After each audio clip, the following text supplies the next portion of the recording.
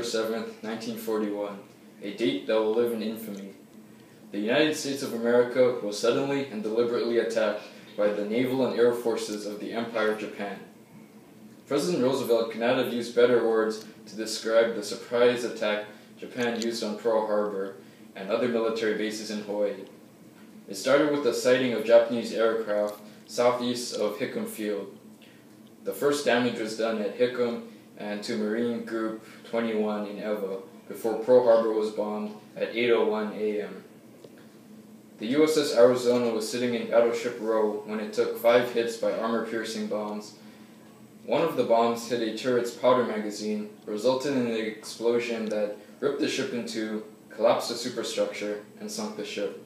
The USS Arizona is currently leaking Bunker C oil into Pearl Harbor at approximately 2 to 6 quarts each day. The day before the bombing, December 6th, the Arizona refueled nearly 1.5 million gallons of heavy oil in preparation for a trip to the mainland the next week. While most of that oil contributed to the explosions and the fires that burned for several days, 500,000 gallons are still estimated to be trapped in the hole. That much oil spilling into Pearl Harbor would have disastrous consequences. In 1987, 100,000 gallons of oil spilled into Pearl Harbor, affecting Navy operations for 2 months. So if the Arizona released 5 times that amount, the damage would have been much worse. According to the National Oceanic and Atmospheric Administration, if oil is emitted into the ecosystem, it could harm organisms both internally and externally.